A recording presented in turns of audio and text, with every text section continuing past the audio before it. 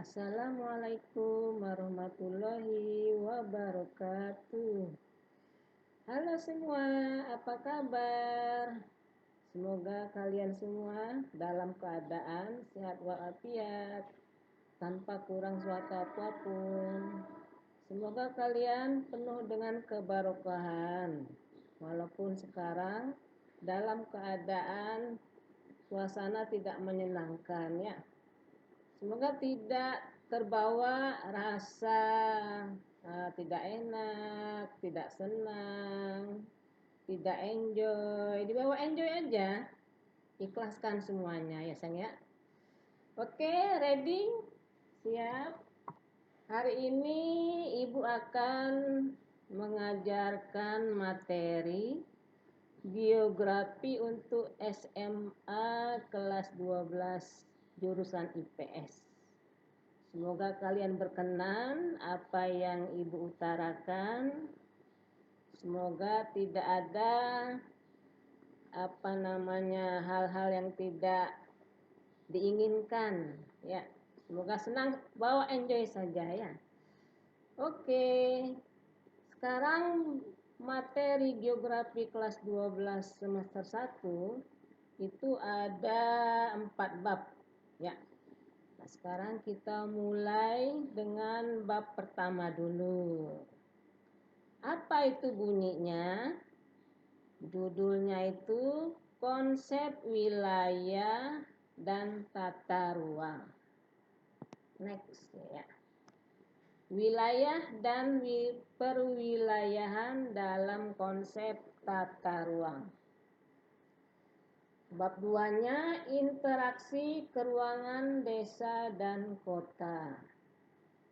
Bab 3 pemanfaatan peta, penginderaan jauh dan sistem informasi geografi. Dan bab keempat negara maju dan negara berkembang. Sekarang kita bahas dulu tentang wilayah ya. Kalian tentu tahu dong apa itu wilayah. Nah, tempat yang kalian tempati sekarang itu merupakan wilayah ya sayang ya. Apa wilayah Bogor, wilayah Depok ya, wilayah Citayam dan sebagainya. Sebagaimana provinsi Indonesia ini ada 34 ya, 34 provinsi. Siapa yang hafal ayo? Kalau ada yang hafal hebat.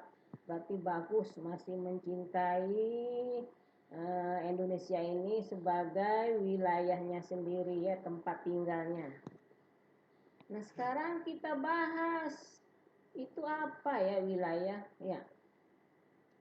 Sebagaimana kita ketahui, wilayah itu tempat, merupakan bagian ruang di bumi. Jadi dia mempunyai ruang, ya, baik berukuran luas maupun sempit, yang bermanfaat bagi kehidupan manusia tentunya, ya, sebagaimana manusia yang utama. Ya, ada juga binatang, hewan, tumbuhan, dan makhluk-makhluk lainnya. Kemudian apa saja wujudnya? Tentu wilayah itu mempunyai wujud, baik berupa benua, pulau, negara, kota, desa, dusun, maupun daerah yang tidak berpenghuni. Ya. Nah, tempat tersebut biasanya dia mempunyai nama dan batas-batas atau ciri-ciri yang bersifat fisik maupun sosial. Apa saja bentuk sifat fisik yang kita ketahui dalam mempelajari geografi? Contohnya nih, kalau fisik contohnya iklim. Ya. Apalagi sayang? Bentuk lahan, tanah, air, flora maupun fauna. Nah, ciri-ciri sosial tempat tersebut misalnya ada agama, ada sistem ekonomi, ada sistem politik, dan juga penyebaran penduduk. Ya. Nah, wilayah di sini merupakan konsep yang digunakan untuk mengidentifikasi dan mengorganisasi daerah atau area di muka bumi. Tentu ada tujuannya dong, ya kan? Nah, suatu wilayah ini mempunyai karakteristik tertentu yang memberikan ukuran-ukuran kebersamaan dan juga perbedaan dengan wilayah lain, ya kan? Ayo, siapa yang bisa memberi contoh?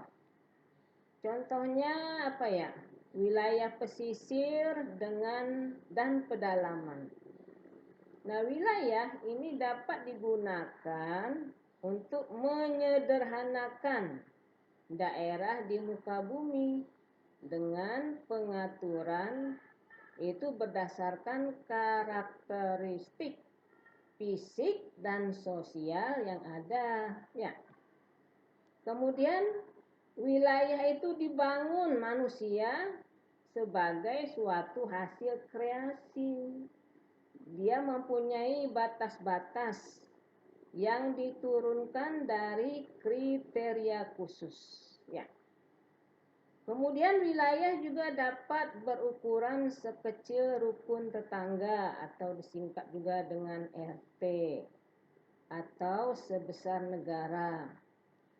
Kemudian orang-orang yang hidup dalam suatu wilayah ini dapat menyebabkan konflik, sayang, ya, baik secara internal maupun eksternal.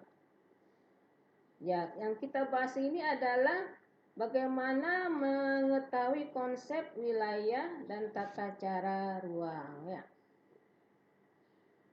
Sekarang kita lihat tujuannya.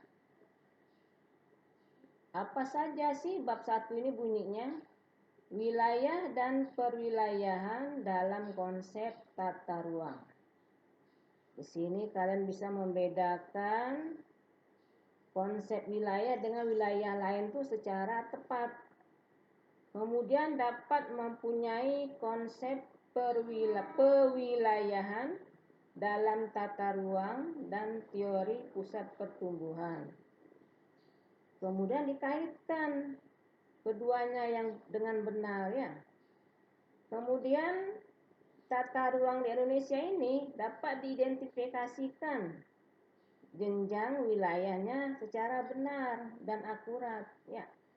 Kemudian dicoba dianalisis permasalahan tata ruang di Indonesia, mencari penyebabnya. Kira-kira penyebabnya yang betul yang mana, ya. Jadi setiap wilayah itu harus kita karakteristikkan yang berbeda-beda tentunya, ya. Mempunyai atau melakukan perwilayahan pusat pertumbuhan yang muncul. Nah, kira-kira yang muncul di sekitarnya ini kira-kira apa, ya.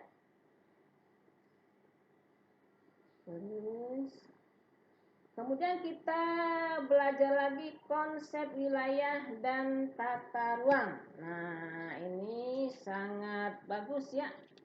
Setelah kita ketahui tadi apa itu wilayah, ya, kemudian kita bahas juga ruang. Ya. Apa itu wilayah? Nah, siapa yang tahu? Ayo. Wilayah sering disebut juga dengan region. Ya. Dulu kalau nggak salah waktu kelas 10 pernah dibahas itu, ya. Apa itu wilayah, pernah disinggung. Misalnya tentang konsep geografi itu terjadinya di wilayah, ya kan? Nah, wilayah atau sering pula disebut region ini bagian dari ruang dari permukaan bumi yang memiliki ciri khas yang membedakan dengan kondisi ruang sekitarnya. Wilayah ini memiliki keterkaitan secara internal dengan unsur-unsur tertentu. Misalnya ada beberapa pendapat tentang kita definisikan tentang pendapat seorang ahli. Misalnya pendapat Purnomo Sidi. Dia mengatakan wilayah disebut juga dengan lingkungan di permukaan bumi yang jelas batasnya. Jadi kalau wilayah itu mempunyai batas-batas tertentu katanya ya. Artinya dia mempunyai lokasi yang spesifik atau mempunyai aspek tertentu. Jadi berbeda dengan area lain. Ada juga pendapat tentang Bintarto. Dia mengatakan adanya keseragaman atau kesamaan dalam kriteria tertentu atau disebut juga dengan region uniform. Wilayah ini dalam banyak hal ya diatur oleh beberapa pusat kegiatan yang saling berhubungan dengan garis melingkar. Biasanya disebut juga nodal region. Ya, nanti kalian bisa baca lagi itu tentang pendapat-pendapat yang lainnya ya sayang ya. Ya, nanti kita bahas juga tentang yang wilayah konsep yang pendapat dari beberapa ahli di muka bumi dikaitkan dengan pelajaran geografi ya. Sebenarnya konsep wilayah dan tata ruang ini tidak begitu beda jauh ya. Tidak terlalu beda menjauh jauh. Misalnya ruang itu tempat atau lokasi.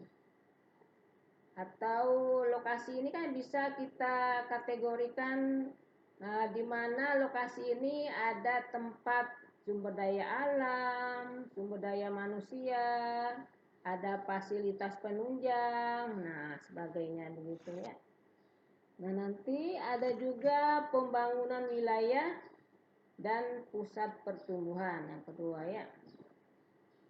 Pembangunan wilayah atau juga disebut pusat pertumbuhan. Ini artinya kita memberi pengertian di sini artinya kawasan yang perkembangannya sangat pesat dan dapat dijadikan pusat pembangunan yang dapat memengaruhi perkembangan di daerah sekitarnya. Jadi pada umumnya daerah-daerah di sekitar pusat pertumbuhan ini merupakan biasanya daerah pemasok barang. Ada perkebunan, ada perdagangan, ya. Jadi artinya berbagai macam sumber daya sekaligus sebagai pusat tempat memasarkan berbagai barang dan jasa, ya. Kemudian tempat pemusatan dan persebaran sumber daya. Ini macam-macam ya. Ada lokasinya, ada tempat penunjangnya dan sebagainya ya.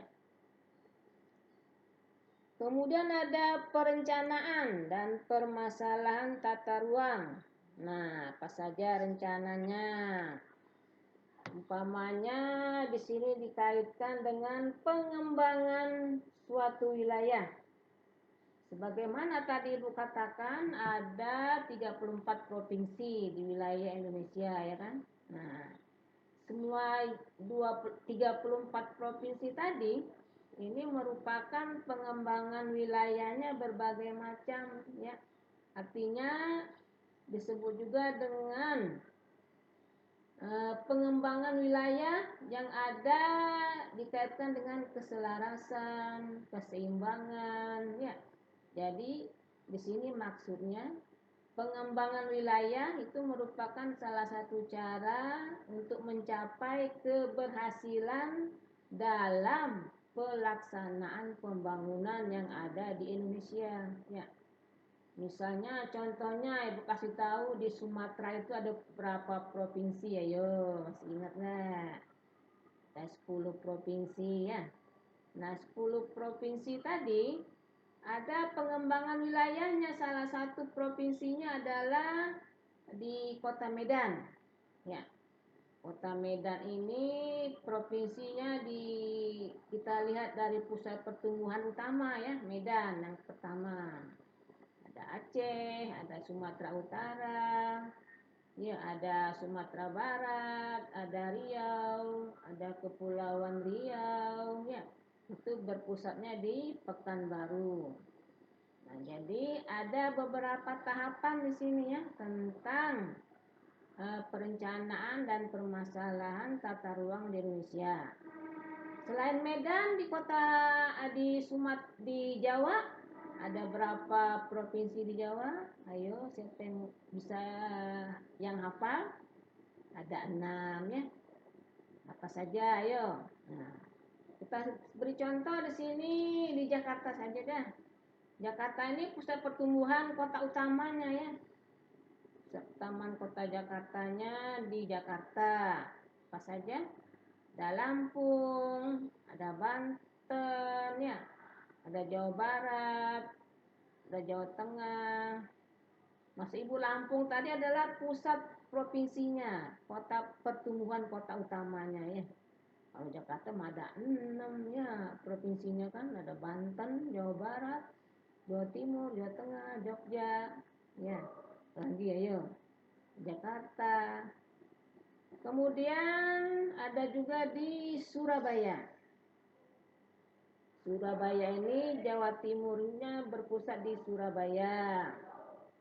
Kemudian ada Makassar. Makassar provinsinya ada di sini ada Sulawesi Tengah, Sulawesi Utara, dan Gorontalo. Nah, ini salah satu contoh saja ya sayang ya, untuk melihat perkembangan wilayah yang ada di Indonesia. Next.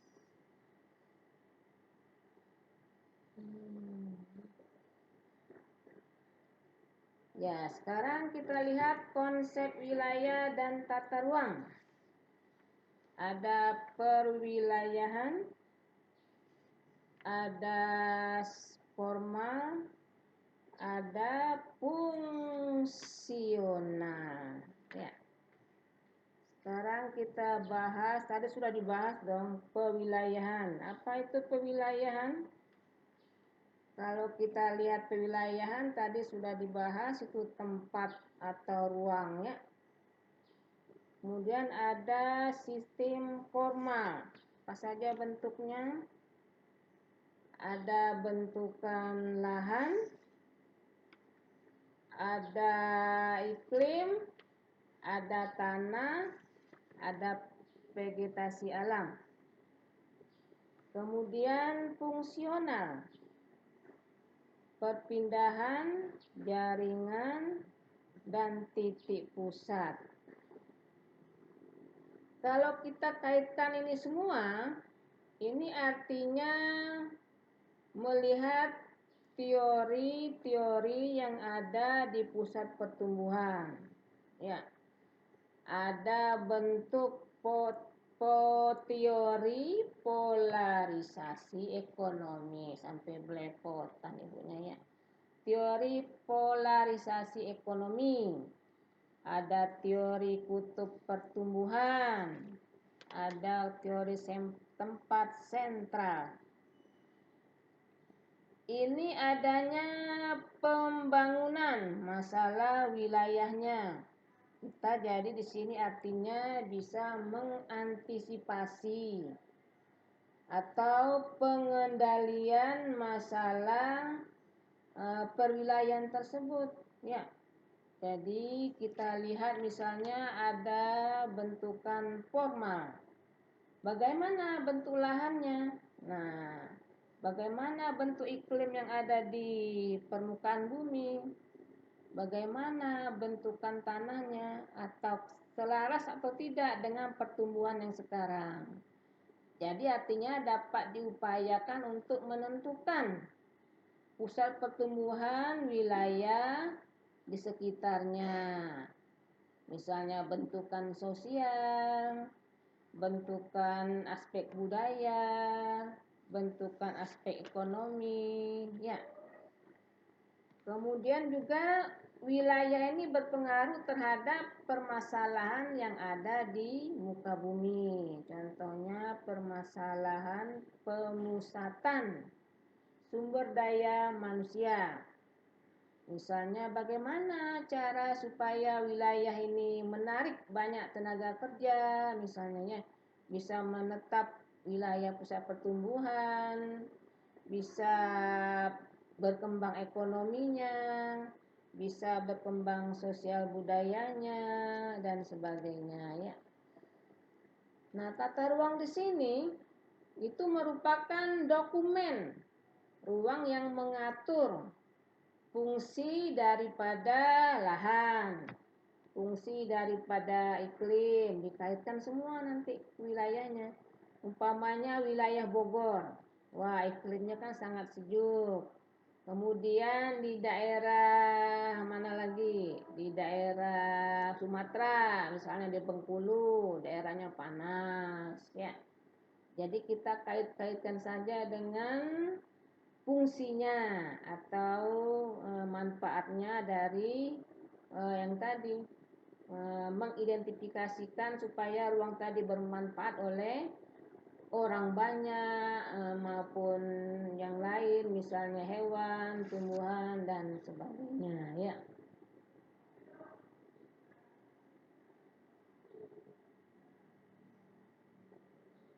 Nah, di sini kita lihat tata ruang wilayah. Ini tata ruang ini merupakan wujud struktur ruang dan pola ruang yang disusun secara nasional, regional, dan lokal.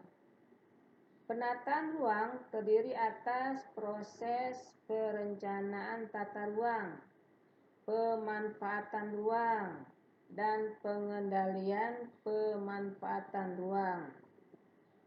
Kemudian manfaat tata ruang. Tata ruang ini bisa bermanfaat di bidang ekonomi, sosial, apalagi lingkungan. Bisa memonitoring dan evaluasi. Ini maksudnya berfungsi untuk memantau bagaimana tingkat efektivitas pemanfaatan ruang. Juga bisa mengevaluasi kegiatan pemanfaatan yang telah dilakukan. Misalnya di sini perwujudannya memusat kepada sumber daya manusia. Ya. Jadi maksudnya menarik banyak tenaga kerja. Jadi para pekerja dari luar wilayah akan pindah dan menetap di wilayah pusat pertumbuhan. Sehingga terjadi pemusatan penduduk atau sumber daya manusia. Jadi bagaimana itu? Harus ada arus migrasi penduduk ya, dari daerah pedesaan menuju pusat pertumbuhan. Atau kota di Indonesia menunjukkan peningkatan sering dengan perkembangan pusat pertumbuhan. Jadi contohnya penambangan batu bara di wilayah Kalimantan. Ini memerlukan banyak tenaga kerja dari luar wilayah. Karena apa? Karena di Kalimantan penduduknya mungkin kurang, tenaganya kurang, skillnya kurang. Nah, jadi kita harus menambah dari wilayah lain ya. Kemudian berpengaruh juga terhadap perkembangan ekonomi. Jadi kita kaitkan pembangunan perekonomian di wilayah tersebut. Jadi bahwa di dalam suatu wilayah itu harus ada berbagai macam kegiatan ekonomi. Jadi harus ada, disebut juga ada tanda-tandanya ya. Muncul pusat perdagangan, misalnya pasar, pertokoan, ada industri. Nah, jadi di sini harus kita kaitkan dengan ekonominya itu harus meningkat ya di wilayah-wilayahnya. Jadi harus merata, jangan di Pulau Jawa saja ya. Kemudian ada juga misalnya sosial budaya. Sosial budaya ini di bidangnya akan berpengaruh kepada masyarakat di dalamnya. Misalnya aktivitas, fasilitas pelayanannya memadai di segala bidang. Apa saja? Bisa adanya penduduk yang termotivasi untuk memiliki keterampilan, pengetahuan, jadi bisa mengatasi masalah akibat sosial budaya. Ya. Adanya akulturasi. Apa itu akulturasi? Campuran budayanya. Jadi ada penduduk pendatang atau penduduk lokal serta antar penduduk pendatang sendiri. Ya. Kemudian apalagi? Harus ada arus informasi. Jadi ada juga dari luar wilayah itu harus semakin meningkat. Ya. Kemudian ada lagi status sosialnya atau jadi kesejahteraan hidupnya harus meningkat. Bagaimana cara meningkatkan kedisiplinan rakyat? Harus disiplin waktu, penggunaan uang, pemilikan kebutuhan itu harus diselaraskan ya.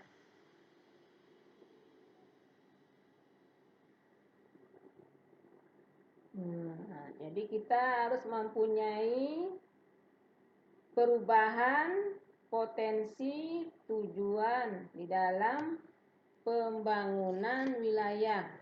Jadi kita harus mempunyai rencana, harus mempunyai tujuan, ya, harus mempunyai penyusunan. Kemudian apalagi harus mempunyai penerapan di dalam suatu wilayah. Jadi harus didorong, harus diselaraskan dengan wilayah-wilayah lainnya ya. Oke, sampai di sini dulu. Nanti kita bertemu lagi di materi lainnya. Nanti disambung lagi. Demikian topik hari ini. Semoga bermanfaat buat diri ibu, buat diri kalian. Kalau ada yang salah, letaknya pada ibu kesalahannya ya. Kita serahkan semua kebenaran sama yang di atas, Allah Subhanahu wa taala. Demikian ibu ucapkan, beribu-ribu terima kasih. Sekian, wassalamualaikum warahmatullahi wabarakatuh.